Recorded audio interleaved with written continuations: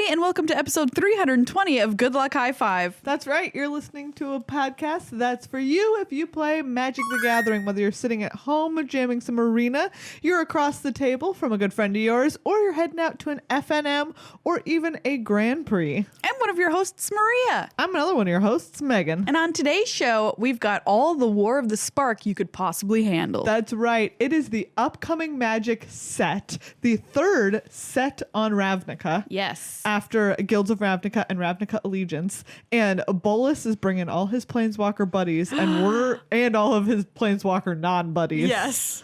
And we're going to talk all about what we think we might see, what we know so far that we will see, and, you know, just some hopes and dreams. The famous buddy versus non-buddy war. Yes. On Ravnica that they'll talk about for generations. Yes, exactly. Do you remember when all those buddies fought all those non-buddies? Oh, my grandpa was a non-buddy. Oh, mine was a buddy. Awkward.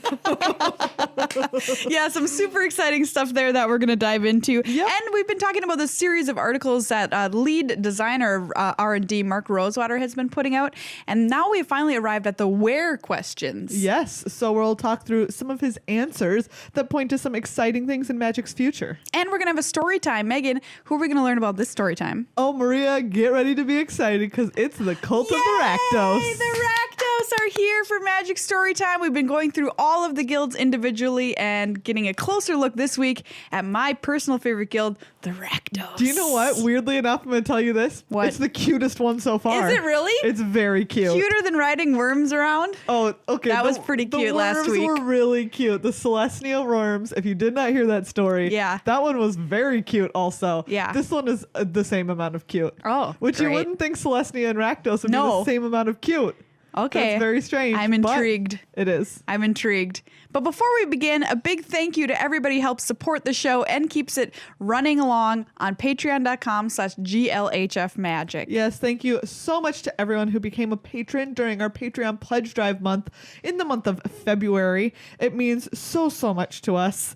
And yeah, if you haven't yet, there's still so many reasons to join, from our reward levels, which can get you stickers and playmats and more, to the reintroduction of the Patreon extra special patron special. Yes, we used to do these all the time where we recorded extra content and put it up for patrons only on our Patreon website. And guess what? After we record this episode, we're doing it again. We're looking at some mailbag questions that we put in our Discord, which is also a patron special. Yeah. And we're going to be answering those and posting them to our Patreon. So head on over there if you haven't already. And thank you a billion times over if you already have. And thanks to our sponsor, Card Kingdom. You can head over to their website, cardkingdom.com/GLHF. Use that link if you're going to buy anything from the store. And you know, we haven't talked about these for a while, but man, do they have some great decks for starters, or if you're trying to teach somebody Magic. We get this question all the time. Yeah. And the answer is just go to Card Kingdom. Yes. Because they've got starter decks, which are one color. They've got battle decks, which were designed to fight against each other. And they're super cheap. They're like $10. Yeah. And they're great. excellent. You can have a real great time playing them. So head on over to cardkingdom.com/GLHF. If there's anything you need in your magical life, people tell us all the time how much they love Card Kingdom. That's right. And for a limited time, as long as supplies last, if you order from them, in the comments, you can put "good luck, have tokens," and they will send you a pair of Megan and Maria tokens. No, you just get one. You only get one. You my get bad. one because the two is special for our patrons. That's right. Okay, you get one. You get one, but it's double-sided. It's double-sided, so it still counts as two different tokens. Yeah, just order something another time. Yeah, you'll get another. Do it again. And but that's only while supplies last. Yeah, so it is. Make sure you put that in the comments of your order. Yeah, and if you want a sticker, just say you want a sticker too. They'll throw them both in there. That's right. They're just those kind of people. You don't have to say anything special for stickers besides I'd like a sticker. Nothing weird for that one. It's really an oversight on our part, honestly. It really is. I'm very sorry. Because we could change that. In the future, we could be like, what is it? Stick it to me, boss. You know what? We'll email them and see if. Okay. I feel like that's not specific enough, though. Okay. You know, because they have other people that they sponsor. They're like, which sticker do we put it in here? Are they just mad at their boss? I'm such a stickler for having fun. Oh my God. Yes. I'm a stickler for having fun. Don't use it yet because we've got to double check with them. We have to make sure that they're okay with us. But that's pretty good. I'm having you ask for a sticker that way. But oh, what do you mean that's not specific enough? Stick it to me, boss. You think that there's some other sticker haver out there that Card Kingdom will send you a sticker for that would use the phrase? No. Stick it to me, boss. I just wouldn't want somebody, God forbid, to end up with a loading ready run sticker from Good Luck High Five instead of Good Luck High Five. Those jerks up in Canada. All right. Well, we'll see if we can get it to be I'm a stickler for having fun. Check out our YouTube channel, youtube.com/GLHF board games. Our normal website is /Good Luck High Five for all this content. But our board game this week is Newspeak, which is a social deduction game. Yeah. And it looks beautiful. We're always huge fans of social deduction games. A+. What a joy they are to play. Yeah. What a delight. What a treat. So if you're looking for a new social deduction game in your life, head on over to our board game channel, youtube.com/GLHF board games, and see if you might want to give that one a try. You can even do a little code breaking in the video. Yes, you can play along. It's kind of cool. Yeah.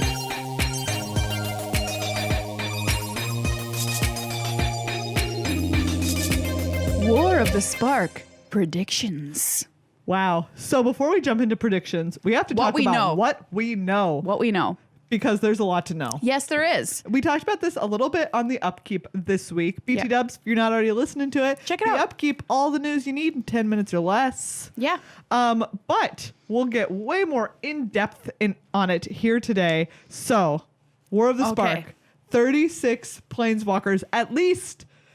Those 36 that we saw in the stained glass art. Yes. So Wizards released the beautiful stained glass art that we saw in the teaser trailer for War of the Spark. Yes. You can see all 36 of the planeswalkers in the trailer included. They are gorgeous. They look beautiful. Looking good. Maybe there's more planeswalkers than that in the set. We don't know, but we do know that these ones are all confirmed in the set.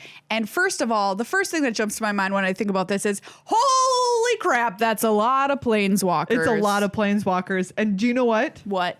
Planeswalker in every pack. Every single pack. Every pack. What? Every pack. What? Have you ever been to a draft and been like, will I open a walker? The answer is now yes. Yes, you will. The answer is now eternally yes. You know what? Once I opened 2 planeswalkers in a pack. I remember, Do you remember that? Yeah. That was so long ago. It was at a draft night. That was on Theros, right? Ooh, where was that? I think it might have even been before. Well, I can't remember. I shouldn't because say. I'm trying to remember. It was a green-red walker, I believe. Which is what I remembered, which made me think it was Xenagos. It could have been like Xenagos. In my head, it was and Domri or something. Domri or Xenagos. No, because they weren't on the same plane. No. Ashiok? Maybe. Yeah, that might have been it. Yeah. Gosh, I can't remember anymore. Because it wasn't an Elspeth. But that was a great day. Yeah. So you're going to have that great day every time you crack one of these packs. Every time. Maybe. Are these going to be bad? I don't know. Do some of them have to be bad? Of course. You can't have this. Can you imagine? Maria, are you trying to tell me you can't have a good card in every pack? No. I was going to say, imagine sitting down to play a draft and there's like 6 like excellent 3 ability planeswalkers on each side of the battlefield. You're not going to want to play Magic ever again the rest of your life. You're not wrong. That's way too complicated. You're not wrong. Which brings us to one of your predictions. Yes, prediction. Which I want to talk about. So my prediction here is that the Planeswalker will only have 1 ability. Wow. So it'll just be like something. It's kind of in effect like a spell or a saga or whatever that has an ability and then it goes away. Or it's just something that you can activate every time, or I don't know what, but very low power. Yeah. I think that is a total possibility. Yeah.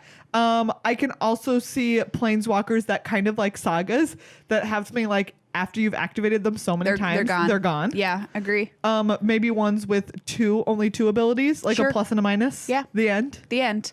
Like what if one of them is when you activate this, kill something. So essentially it's just a kill spell that sits out there on the board. Yeah.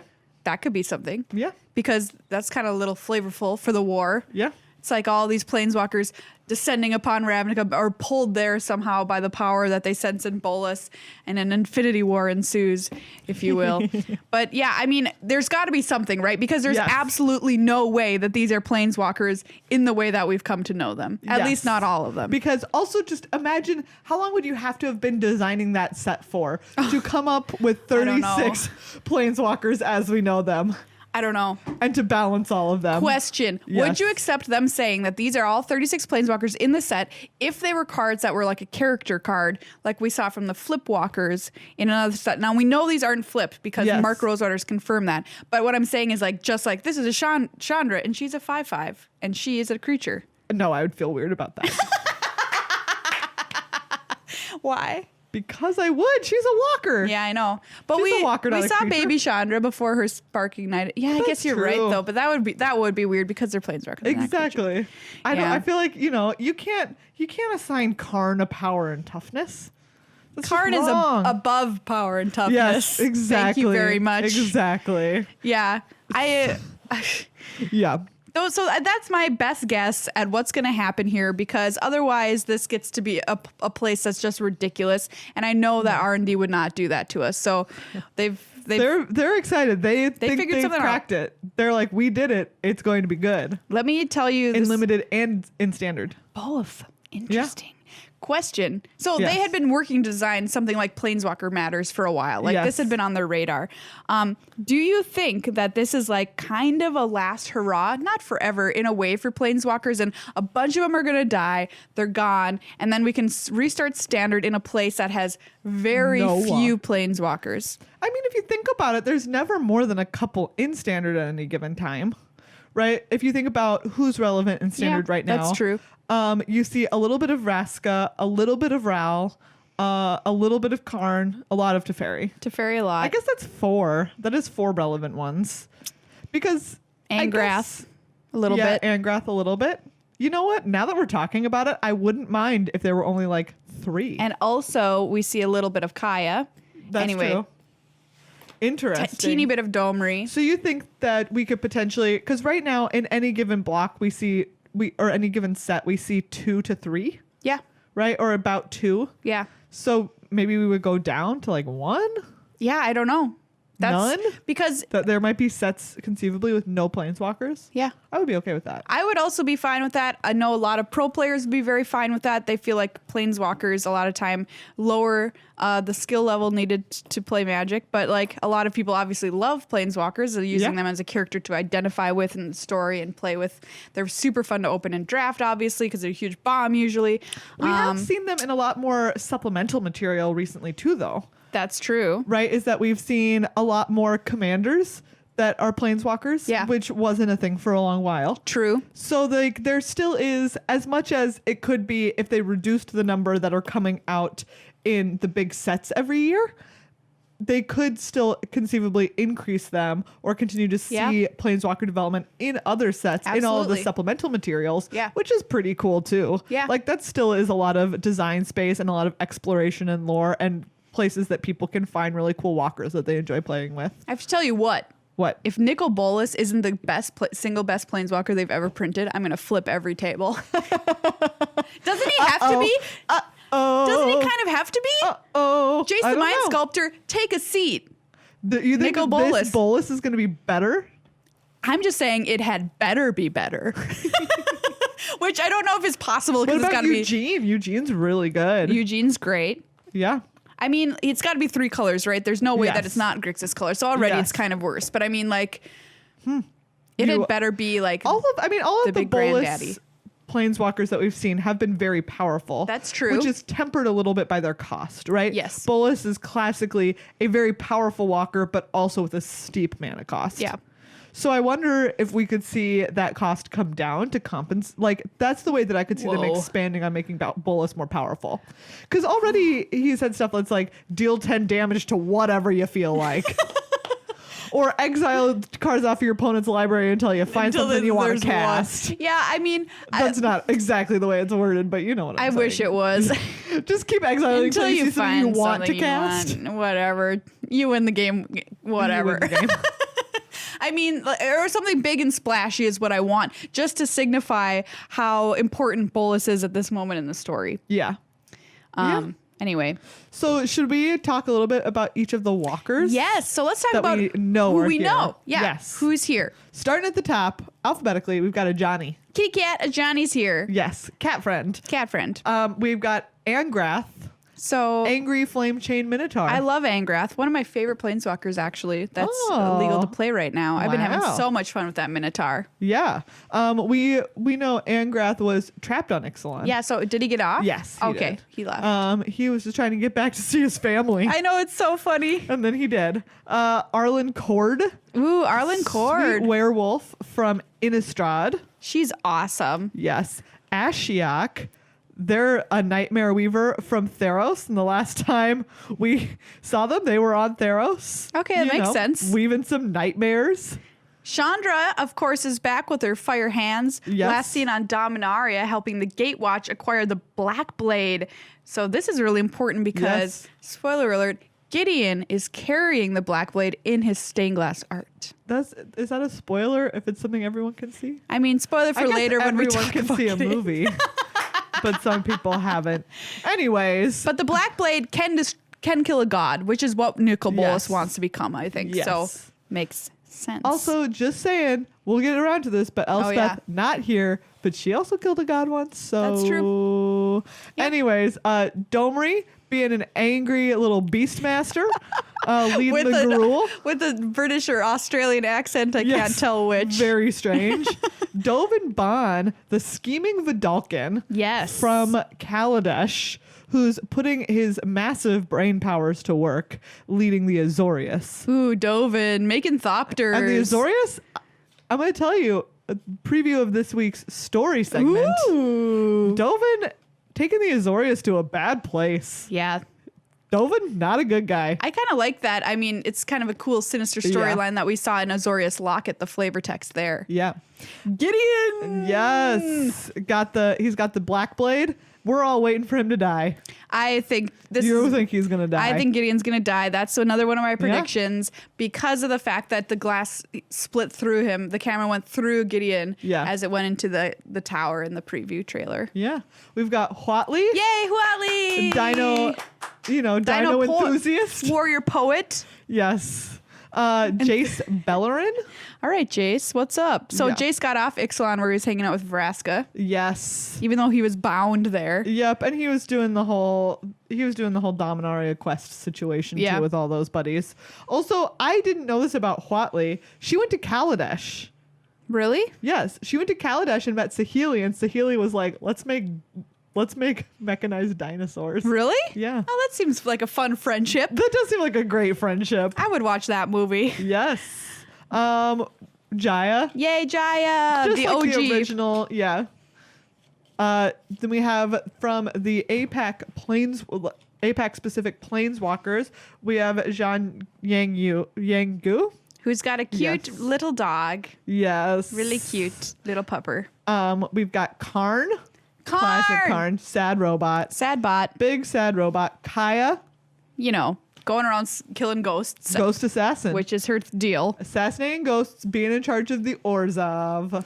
And she's on Bolas' side, right? She is. Kiora is here. Yes. Last seen in Oath of the Gatewatch. All those days ago. Merfolk.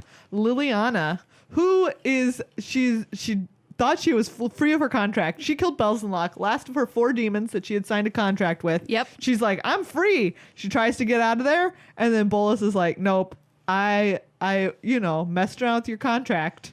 Classic Bolas. You've got to read the whole thing, even though Lily, read the whole long. thing. Nobody reads the whole demon. Lily, nobody ever reads an entire demon contract. Lily, hire a lawyer. That could be a nice planeswalker. Well, so actually, there is one. There's a planeswalker lawyer? There's a planeswalker who's very adept at manipulating contracts. Oh. We'll get to that. Ooh, excellent. Nahiri. So Nahiri, my personal favorite. You love Nahiri. I love Nahiri. Last seen, locking Soren in a rock back on Innistrad after wrecking vengeance on the plane. Yeah. I I love Nahiri. Nahiri's shot as she's walking away from the destruction behind her is like my favorite planeswalker image, I think. It's so good. It's so good.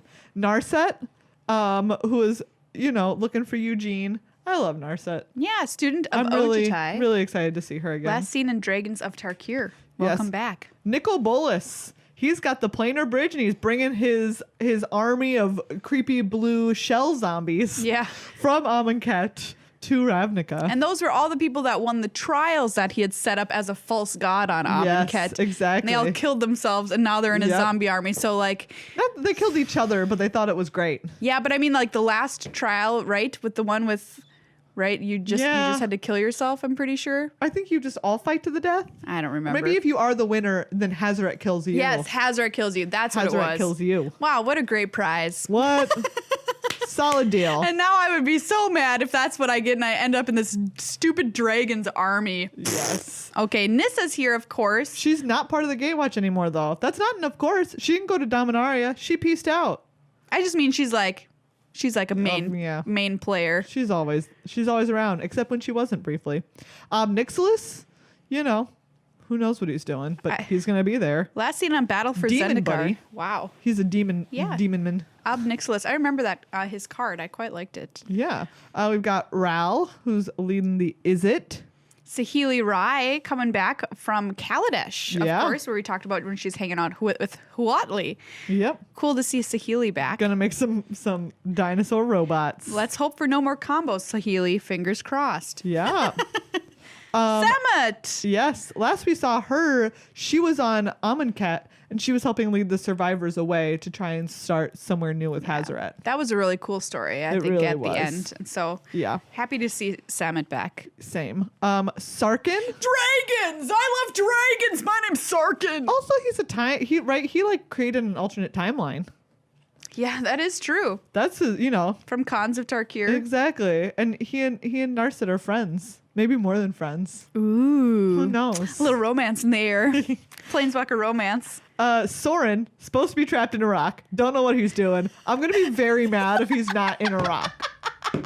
What if the card is called Soren, in a rock? Then I'll be very happy. And it does absolutely nothing. Yes, it's just Soren in a rock. It. Please. It gets you closer to your, whatever, your devotion. The city's blessing. But that's it. And the city's blessing. It just does solid nothing on your board. Please. Tamio! I'm just saying he wasn't in that rock. He hasn't been in that rock for that long. I don't know how he got out of that rock. Shadows over Innistrad was not that long ago. Maybe Bolas went and rescued him in return for his allegiance or something. Could be. I'm just mad. Or maybe Bolas's energy is so strong that it just pulls you away from whatever you were doing. Even if what you were doing was being trapped in a rock. Yeah. God, that would hurt getting out of it at the very least. That was the whole point. Yeah. It's that it was literally just like grab it because he's a vamp, so he can't die really. Oh. So it's like puncturing his insides for eternity. Wow. Yeah, it's pretty rough. I'm excited for Tamio because Tamio's before our time playing Magic, really. Yeah. She had a card in Shadows over Innistrad. She did? Yeah. What was Eldritch Moon. She had a planeswalker? She were planeswalker? Was she? Wasn't she? No. No, she didn't have a card, but she was there? Wow. She might have. She was there. She was there because she's depicted on art, I believe, like talking to Jace and stuff because they're trying to figure out what to do with Emrakul. Yeah. And then she was there, Tamio Field Researcher. Oh, you're right. She was Bant. I was like, oh, Tamio. That's right. Ugh. Gosh, how quickly I forget. I remember. This was great. Bant played her sometimes. Yeah. All right. All right. So Tamio is back. Teferi, of course. We all know Teferi.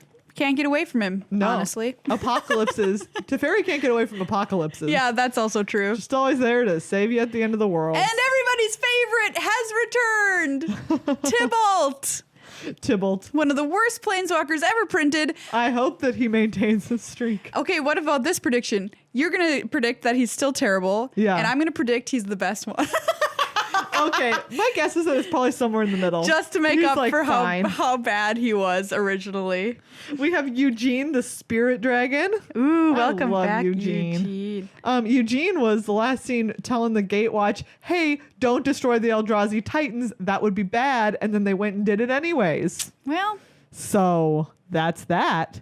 I really love Eugene though. Eugene's great. One of my favorites. Vivian Reed. Welcome back, Vivian from M19.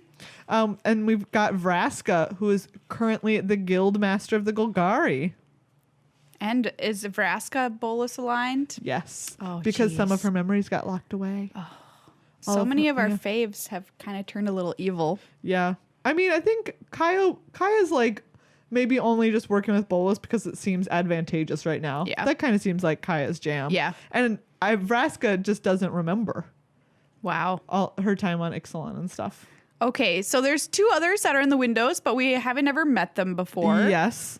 Teo Verada, a shield mage from an unknown plane that has diamond storms on it. Yes. And he's going to be the main character of an upcoming Ravnica book. Yes, very cool. And Davriel Kane, he's from Children of the Nameless, which was the Brandon Sanderson novella. Yes. Davriel Kane is the one that I was talking about that apparently is very good with contracts. Oh, okay. So, I'm seeing a theme here. Saying, I wonder why they set it up right before the storyline. Interesting. I wonder why. And now we come to speculation because there are a couple characters in the... Oh, well, let's talk about who's not there. There are several people who are not here. It's not everybody. Notably. I mean, the ones that are really notable are obviously Garrick. Yep. Who they've said, we've got plans. Where's Garrick? Is he going to show up and kill... Because he loves killing planeswalkers now, right? That's his thing. So what if he shows up he and does. He's cursed. He comes in and is like, I'm cursed and I'll save the day and I kill Bolus. What if he kills everyone else though? I mean, that's also a possibility. Or maybe he just is around later. Having a cup of coffee. I don't know. Exactly. It's like pan over to another plane. Garrick sits there drinking a cup of coffee. And cut back.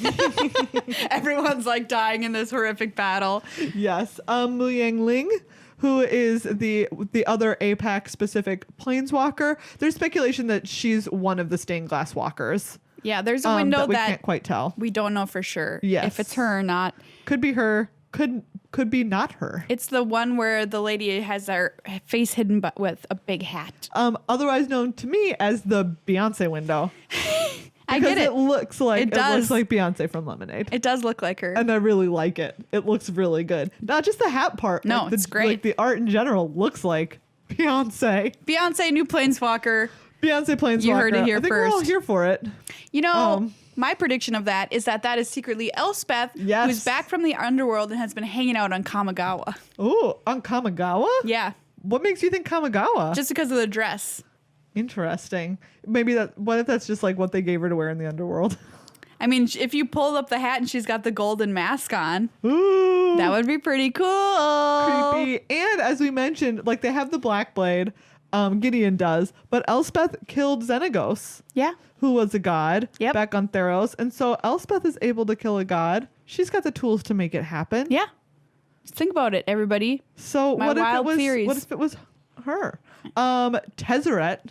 No Tezzeret. I know, which That's is surprising. Very strange. Because Tezzeret was doing all of Bolus's dirty work. Yeah.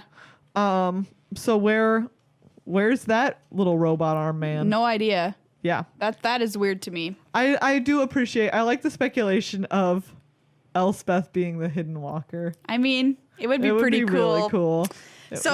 There's also a someone that we don't know for sure, which is the red-haired, like Azorius looking mage. Yeah. Of some kind? I guess. I don't know if. Yeah, I have no idea. She's got red hair and she's carrying a staff. And she is doing a gesture that looks kind of Azorius. Mm-hmm. But also she has this staff, which makes me think of several things. It makes me think a little bit of Elish Norn, the shape of the staff, and it makes me think a little bit of Innistrad. Okay. Right? Like I can see it. Yeah, like the things that were popping up and pointing towards the clue stones. Is that what they were? Am I thinking of the right thing? Mm-hmm. That look like this? Yeah. Yeah. Yeah, that's a good point. So I don't know who she is, but I'm very excited to find out because she looks very cool. She does look cool. Yeah. So, yeah. Most of the planeswalkers from Magic's history are here.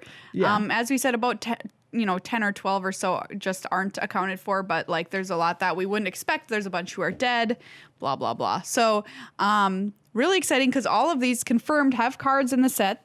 with different art. They don't have this beautiful stained glass art, which makes me very, very sad. And I hope they use it on cards in some way in the game, like a special kind of, like master series with all of these, and you can buy them with their stained glass art. That's what I wish in my heart, but not sure if that's going to happen.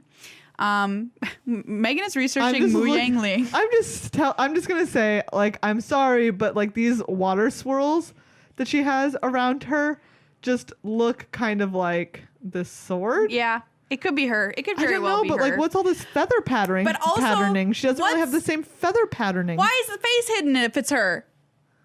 I don't know, because it's explicitly Beyonce inspired. Yeah, it could be that. That's what I keep coming back to. We could be reading too much into this. Yes. I don't know. But because it makes this art look really cool. It does. The art does look cool. Yes. And so I really hope we get to see these printed in another way as cards because, gosh, Same. They're so beautiful. And I would love to be able to play with like a full art one of these as a planeswalker. Yeah. You know what I mean? Ob Nicholas is cool sitting on his little ball. Yeah. That's like on a spire, I think. He's sitting on a spire in the city.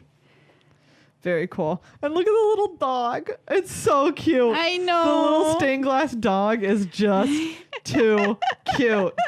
Too cute. Who is your favorite art in all of these stained glass planeswalkers? All of these stained glass. This question is almost impossible because really they're all so beautiful. Like I love Vivian's. Vivian looks great. Vivian just looks so epic. Yeah. Vivian looks very heroic. Oh. What about you? Well, I was thinking about this and I just like honestly didn't know if I could ever choose, but it might be Nicol Bolas himself. Yeah. I do like that art quite a lot. Really pretty with purples and blues. Yeah. I do like Karn a lot. And I love our mystery one. Mystery Lady. I love Mystery Lady. Yeah. Looking good. All right. I wonder if we had... Okay, so those are all of our predictions so far. Yes. I'm trying to think if we made any other hot takes, but... Oh, you are asking, and this is a question that's been going around. Oh, yeah. What is the cost for a Destroy All Planeswalkers effect? So you said that you thought it was going to be a 4-mana Wrath. Yes. Planeswalker Wrath. And it's blue, black, black, red. Nice. That makes sense, doesn't it? That's my opinion. It makes sense. Yeah. I don't even know if it'll be that hard to cast. Like one Grixis. Yeah. I thought that was my original thought also, was one blue, black, red. Because we're going to have some way to kill off all of these things, else it might get a little weird out there. Very weird out there. I don't know. But yeah, so this set coming out next month? Yeah. What? In April. At the end of April is the pre-release. Wow. Which is just wild, which means previews are happening soon. Oh my gosh. Yeah. My mind is blown. We have a preview card, by the way. Yeah, we do. It's a sweet one. We're very excited. We can't tell you yet. No. But as soon as we can tell you, we will tell you. We'll tell you.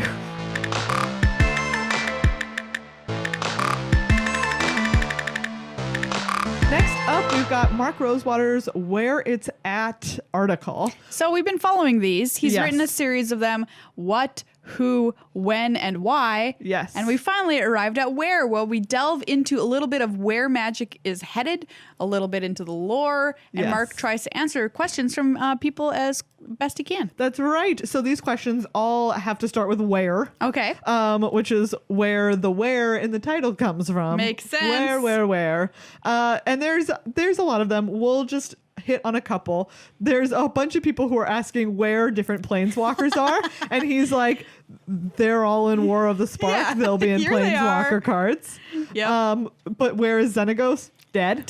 Xenagos is dead. Where is Garrick? Ooh. And to this he says, while most of the known living planeswalkers are in War of the Spark, not all of them are, Garrick being one of the absent walkers.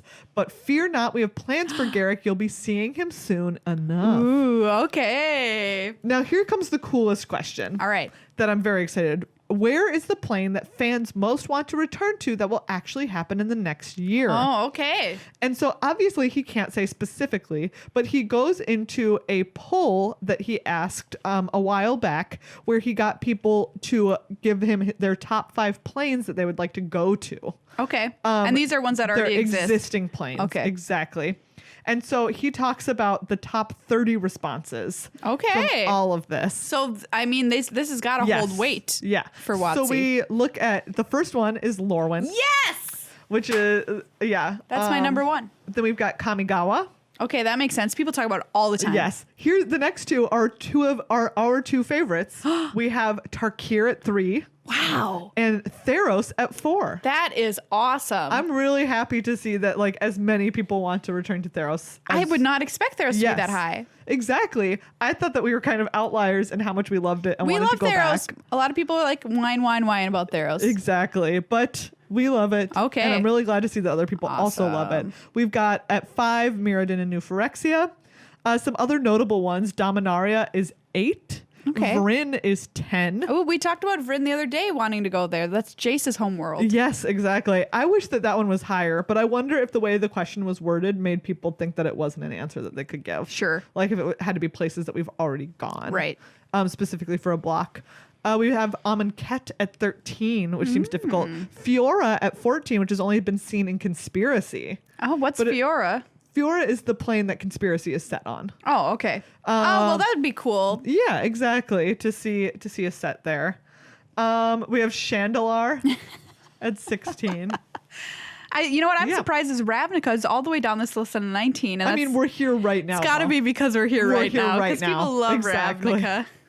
But they don't want to go back to it while we're still here right now. All right, let's go to Lorwyn. And he says we have a whole bunch of returns planned in their 7-year plan. They say they like about a 50-50 balance between new plans and returns. Okay. And all of the ones that are planned are from the list.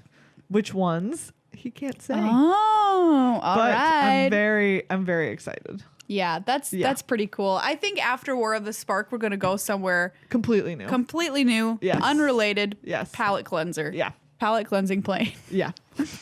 It's a dentist plane. What's our plane? It's a palette cleanser. Oh, I thought it was like an amuse-bouche. An amuse-bouche, a cracker in between courses, if you will. Do you go to a restaurant and request a cracker between courses? Yes. I need to reset my palate. I need to be at a blank slate. Excuse me, can I have a saltine? There's like, what? Just bring me. I feel like at some restaurant I ordered chili, but there was no little crackers to put in it, and I was like, this is unacceptable. I can't handle just having naked chili. And I was naked chili. Do you have any crackers? And they're like, no, we don't. And I was like, well, what can I must have looked very forlorn because they made me toast and brought it I was about to say, did they bring you toast? Yeah, they did. That's great. It was very nice.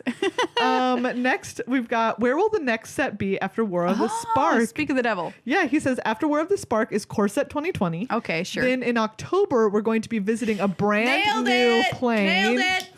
I mean, I don't know that was really going out on a limb to say that. I went out on the thinnest, most unsupported limb. I can't tell you anything about it yet as we're a little too far out from it, but I can say it's a set I've been trying to get us to do for over a decade. What? And I'm really excited about how it turned out. A plane full of squirrels? A squirrel plane. Yes. So that part to me was very, very exciting. Cool. Yeah. And like we said, there's a whole bunch more here. But you can go and read it all. We won't touch on all of it. Those were just some of our favorites. Yeah, you can check it out on Daily MTG. Yep. And the column once again is called Where It's At by Mark Rosewater.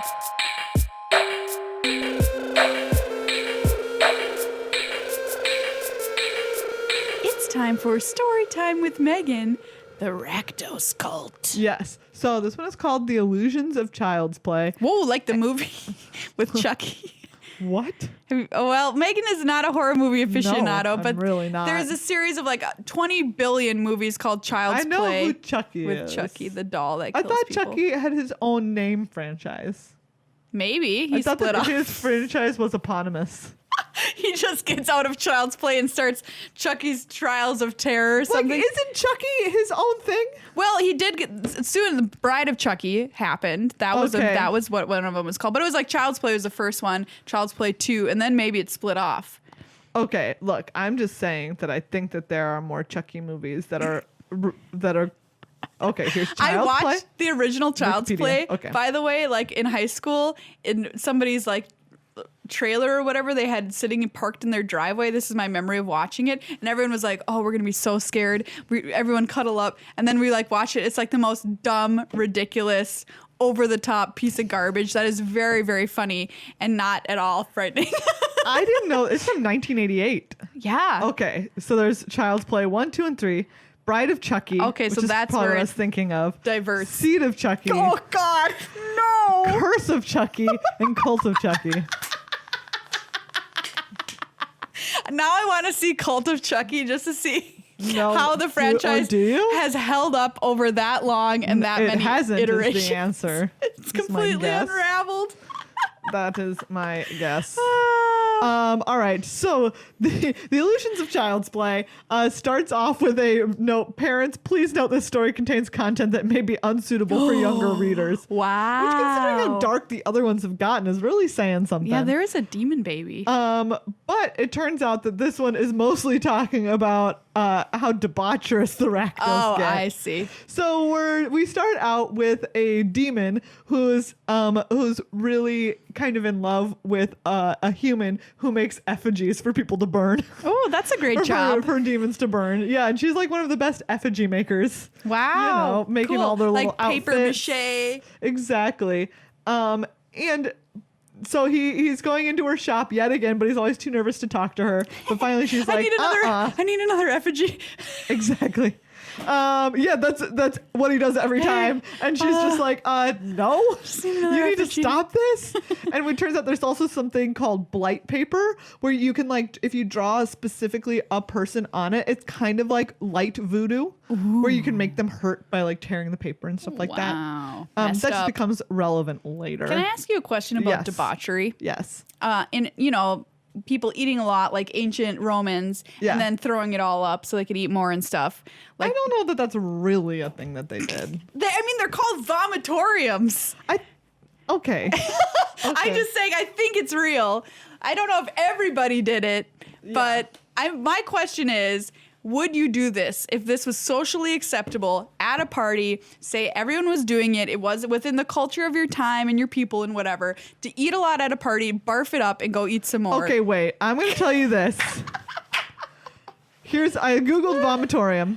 It's because it looks like people vomiting out of the... Yes. Yeah. Each of a series of entrance or exit passages in an ancient Roman amphitheater or theater to a place in which, according to popular misconception, the ancient Romans are supposed to have vomited during feasts to make room for more food. Okay, Google, did Romans really vomit and feast? I don't know that they did. Let's look at the Wikipedia. Misinterpretation of the term. Yep. I mean, but like, did they do it though? No. Ever? Despite the misnomer of the vomitoriums in the Colosseum. No. Just in day-to-day life. No. Party life. No. Puking anymore. Not but a thing, would apparently. you? But would I? you? No. No. No. I know because like I've had amazing like cake available to me. Yeah. And I've just eaten the slice of cake. And then later on, when I'm hungry again, I eat more cake. But what I don't if, need to eat all the cake then. Hear me out. You just puked it up and you immediately ate more. I think that would ruin the cake. I'm ruining my own cake experience. Why would I do that? Would you do that? Absolutely not. Yeah, not worth exactly. it in any remote way. But listener, if you would puke up just to eat more of the cake, will you please tweet at us with the hashtag I am vomitorium. Or any meal of your choosing. Thank you. Okay, continue.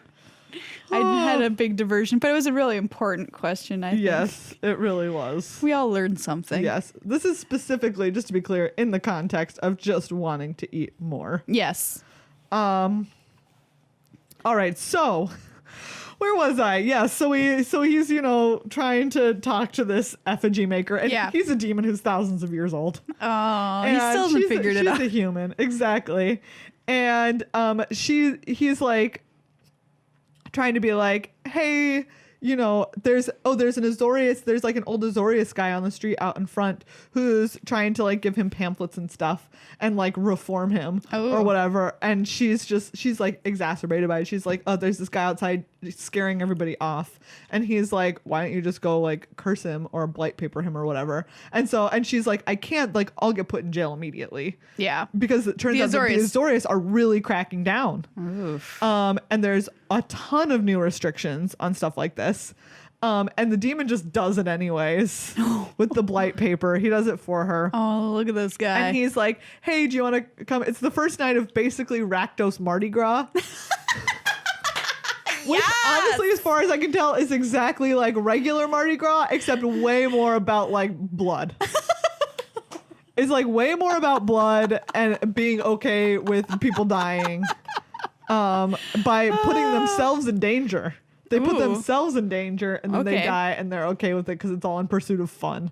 It's very weird. I mean, death on Ravnica, what does it even mean, really? Exactly. It's very little. The Orzhov, the ghosts hang around. We learned about this last episode. The Golgari are just a bunch of the dead and the undead. Yeah. So anyways, and he's like, hey, come to the first night of this. Like, you can sell stuff at this event that I'm going to. And she's like, okay. So we go and we meet his little imp friend, whose name I want to say is Orville or something like that. Orville. Yeah. Cute. Anyways. And so they go to this Ulrich. Sorry. Anyways, her name is Zeta. The little imp's name is Ulrich. And I don't remember this guy's name. Kodo. Anyways. So Kodo and Zeta go to the event. And he's performing. And he's just a poet. And then his poetry is bad, so he just launches into like some stand-up, and he does some stand-up about the Azorius. Wow, classic pitfall. Classic, exactly. So he just does like a tight 20 on the Azorius. Hey, Azorius. Exactly. They love locking people up so much. I mean, that's basically what it's about. Wow. About how many restrictions they have, and all of the new prisons that they're building, like the Azorius, are just locking people up by the bucket load, and it is very creepy, and it's all Dovin doing. Anyways, and so after that, they walk back to her place. And I feel like maybe I'm missing. Anyways, and there's like a bunch of parades going on because it's basically Mardi Gras. Yeah. And there's these things called torture cages, which people try and climb, but it's really easy to like fall and die. And it turns out that Kodo used to be really good at them. Except he got too popular and he was more popular than Rakdos. So Rakdos killed half of Kodo's fans. Oh my God. And then that's why Kodo became like a lame poet / stand-up. That's one way to make sure you stay on top. Exactly. Get rid of half the other person's fans. And so we see him climb this giant torture cage and do all these acrobatics and stuff and have a great time. Except then Zeta gets arrested by the Azorius because she alters some graffiti that was making fun of Dovin Baan. And she said something, literally all it is that she said something mean about him. And they're just like, you can't do that. And they lock her up in this super prison. And so Ulrich and Kodo is like, Ulrich and Kodo are going to go rescue mission from this super prison. And they have the help of this person who used to be a precognition mage for the Azorius. So the Azorius are even in the business of using kind of like Minority Report-esque precogs. You will commit the crime. Yes, exactly. Wow. And so she gives them a box and she's just like, go to the prison tomorrow and I can't tell you more because the precogs will catch you. So they get into the prison by Orville is an imp. I forgot to say that part. He's like a little imp devil. You said he was, yeah. So they like wrap him up like a baby. Because he's tiny and everyone thinks that he's cute and they just think that like it's this demon's baby. Oh, that's great. It's this tiny demon. Why doesn't Orville have a card? Now I'm so sad about that. I know. So anyways, they get into the prison and then the Azorius are just terrible. And they even are handing out like as they're in line, like all of the people who are in line to visit people in prison, all of the kids who are there with parents, and they're like seeing someone in their family. They give their kids like these coloring books called "Breaking the Cycle of Generational Heathenry." So they're handing out religious tracts. Yes. Essentially here. Or basically, it feels like stuff, right, that they're like, I'm just saying there's some real overtones about how they think they're better than everybody, and that there's a specific type of people that create crime. Wow. It's real bad. So you're just like, this is garbage. And they think that Ulrich is a kid, so they give him one. Cute. And then when they're inside visiting Zeta, she turns it into blight paper. And so they get her out by drawing all of the guards on it and then ripping it up. So all the guards are in tons of pain. And Zeta escapes, but Ulrich and Kodo get caught. Oh. And so they get sent on a work crew to build an even more maximum security prison. And we see them, Kodo climbs all of the scaffolding on it and then cracks open this amber amulet that Ulrich had swallowed that has blood rage magic in it and spreads it over like tens of thousands of prisoners who are working for the Azorius. So the Azorius are also just arresting people and then using them as free labor to build more prisons. That's messed up. It's super messed up. Also, there's no trials or anything. There's just like precognition mages who put people away. And then there's just people who are like, you're arrested and you're going immediately to jail. I feel like there needs to be some kind of bigger oversight on Ravnica, because right now it sounds like all these guilds are just doing their own weird thing. And bad. Except it turns out the Rakdos, who are just trying to have a giant death Mardi Gras and have a good time. Death de Gras. Yes, exactly. So anyways, he cracks open this amulet and it's like tens of thousands of prisoners get infected by this blood rage magic and there's just a giant riot. Yeah. And literally thousands of people are missing and dead, and it's bad for the Azorius. And then the three of them, Ulrich and Zeta and Kodo, are all have the help of the precognition mage, and they go into hiding in the underworld, in the Undercity, I mean. Wow. Anyways, and it's great. There's like all of these parts. Every time they're in a scene with the precognition mage, she answers everybody's questions before they ask them. Oh, wow. So she can tell what they're going to ask them and stuff like that. It's great. That sounds so cool. It was a really enjoyable story. It was like, right, all of these stories so far have been pretty dark. The Celestia one was a little bit lighter. Yeah. With the really cute worms, and like things turned out okay generally. Yeah. And then this one, again, you mostly see like the Azorius are really messed up. Wow. They're super messed up. Oven, Their system is super messed up. And but you get to see, Kodo the demon, and the lady who makes effigies that he's in love with, and their imp friend all get away okay. I want to see this imp wrapped as a baby. Also, there's a little bit of foreshadowing because the mage at the end, the precognition mage, is like Lucinka is her name. Zeta's like, I can make costumes because she was a very good tailor for all of these little effigies that she made. You'll need them because the kind of work you'll be doing as a troupe will extend beyond frivolous entertainment. While most of the people you freed are good people, there are a few we need to worry about, one in particular. Oh, really? So, who knows who was inside that prison that they helped free? Wow. So there you go. Rakdos story time. So does Zeta and Kodo get together? Yeah. Oh, there's cute. even this cute part at the end where Lucinka, there's like a box on the table, and back when Ulrich and Kodo had gone to her, she had given them the box and was like, don't open it. This is the tools that you'll need for tomorrow when you free Zeta. And that was because they needed to be able to get around the precognition mages, so they couldn't know the plan. So they like open the box and it's like the baby stuff for him and the amulet that he has to swallow. Yeah. And then there's another box at the table at the end when they're getting ready to like go into hiding, and they're like, oh, is this to help us? And she's like, no, this is a wedding present for you. And she's like, never mind, just another question you won't get around to asking for some time yet. Oh, that's cute. And it's cute, right? And like I told you, some of these last lines are great. This one is, tomorrow may be an illusion, but it's one I'm willing to wait for. Oh, great last lines in these stories. Yeah. So who is the author of this lovely piece? So all of these have been done by Nikki Drayden. Oh, wonderful work. Yes. So there you go. Wow, cool stuff. So we've gone through a lot of the guilds now in story time, and we're getting a pretty cool picture of all of the stuff that's going on Ravnica before War of the Spark hits like a lightning bolt. Rakdos, surprisingly, one of the cutest. There was some stuff I didn't go into because we're keeping it, unlike the story, kid appropriate. Ooh, now I'm really curious. If you want to read the whole thing for yourself, once again, Daily MTG. I recommend this one. Okay. It was delightful.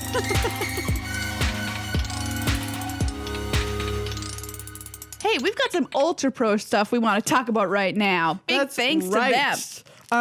They've got these amazing abacuses. Abacuses. Anyways, point is, if you want to count your life totals and your opponent's life totals in the fanciest way possible, there you go. Abacus. No fancier way than that. No fancier way. I've got these sleeves here, which are really beautiful, and I remember seeing them on camera at an event and thinking, where can I get those sleeves? They're gorgeous. I should have known. They're from Ultra Pro.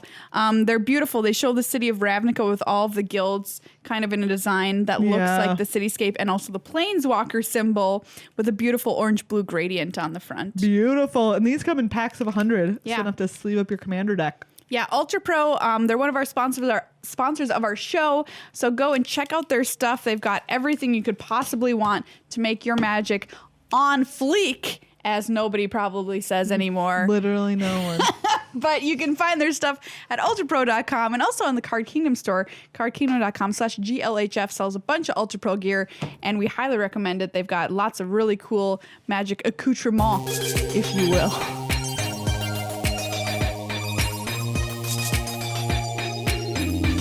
All right, everybody, that's episode 320 of Good Luck High Five. That's right. Feels like just yesterday was 300. I know, we were just talking about it before this. Wild. It really is. How time does fly. Big thanks once again to everybody who supports the show on patreon.com/GLHFmagic. Thank you so much. Everybody who signs up is literally the happiest moment of my day when I see somebody is a new patron. It means actual happiness. Everything to us. And your support through these tough times has been so wonderful. So please keep it coming if you're able, and if we bring anything special to your week. Once again, Card Kingdom and Ultra Pro. Big thanks to them. And like we said, also shout out to another Minneapolis podcast, Totes Recall. Oh yeah. If you're ever listening for something else to listen to, they're on once a month. We went to a live show of theirs just last week, and it was so much fun. They all try. It's 4 of them, and they try and remember a movie that they all watched a long time ago. And then make some predictions and some bets based on that. And then they watch the movie and then they come back and talk about it afterwards. It's so much fun. We had a great time at their live viewing, which was The Princess Bride. Yeah, so and cool. You can listen to that episode. So yeah, check them out. Yeah, Totes Recall. They're on Twitter and stuff if you want to follow them too. And one of the comedians on the show is none other than our very own Nicol Bolas. That's right. So it's our nice Nicol Bolas. Which we got to get Nicol back on the show. Hear about what his plans are. I mean, he's probably got some pretty big plans. Sounds like it.